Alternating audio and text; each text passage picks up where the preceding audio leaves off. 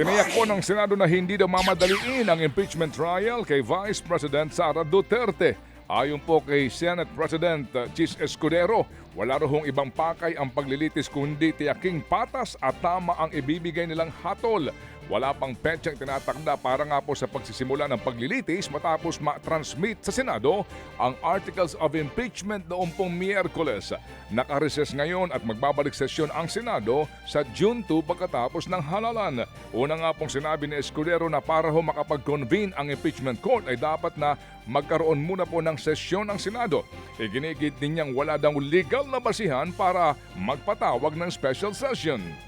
Naniniwala naman si dating Senate President Franklin Drilon na dapat magpatawag na ng special session sa Senado ang Pangulong Bongbong Marcos para gumulong na ang impeachment trial ni Vice President Sara Duterte at madesisyonan bago pa ang 2025 midterm elections. Ayon kay Mr. Drilon, mas mainam na umpisahan na agad ang impeachment trial para hindi na humaba at magkaroon ng legal na komplikasyon kung aabutan pa ito ng pagtatapos ng 19th Congress at aabutin pa nga hanggang sa susunod na Kongreso.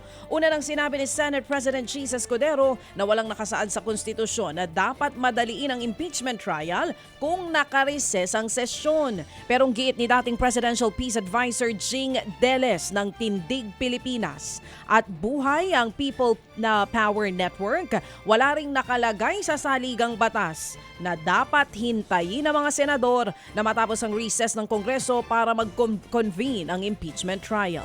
Sa ilang pang balita, tiniyak ko naman ng National Security Council na patuloy na dedepensahan ang ating pong mga teritoryo sa West Philippine Sea. Sinabi yan ng NSC kasunod nga po ng pahayag ni Pangulong Marcos Jr. na patuloy nilang isusulong ang karapatan ng Pilipinas sa ating pong exclusive economic zone sa kabila pa rin po ng patuloy na iligal na panghihimasok ng China. Una nga pong inamin ni Marcos Jr. na mahirap paalisin ang mga barko ng China Coast Guard na umaali-aligid sa West Philippine Sea dahil nga sa mas marami at malalaki ang barko nila. Pero giit ng NSC, patuloy nilang pangahawakan at isusulong ang ating karapatan sa ilalim po ng international law at 2016 Arbitral Award. Malapit ng selyuhan ng Pilipinas at ng Canada ang isang bagong kasunduan para sa defense cooperation. Ayon sa Canadian Embassy sa Maynila, malapit nang matapos ang naturang kasunduan na target malagdaan ng dalawang bansa bago pumatapos ang taong 2025. Sa ilalim ng binubuong kasunduan, target ng Canada na makasama ang Pilipinas sa mas malalaking joint military exercise. Target din ito na payagang makapag-deploy ang Pilipinas at Canada ng militar sa isa't isa pareho ng Visiting Forces Agreement o VFA sa Amerika. Bukod sa bansang Canada, nakikipag-negosasyon din ang Pilipinas sa Pransya at maging sa New Zealand para sa kahalintulad na kasunduan. Mas kumonti po naman ang bilang ng mga Pilipino nagsasabing bumuti ang kalidad ng kanilang pamumuhay sa unang buwan ng 2025. Sa pinakahuling survey po ng Social Weather Stations o SWS, 32% lamang ang nagsabing mas bumuti ang lagay nila noong Enero kung ikukumpara sa nakalipas na taon.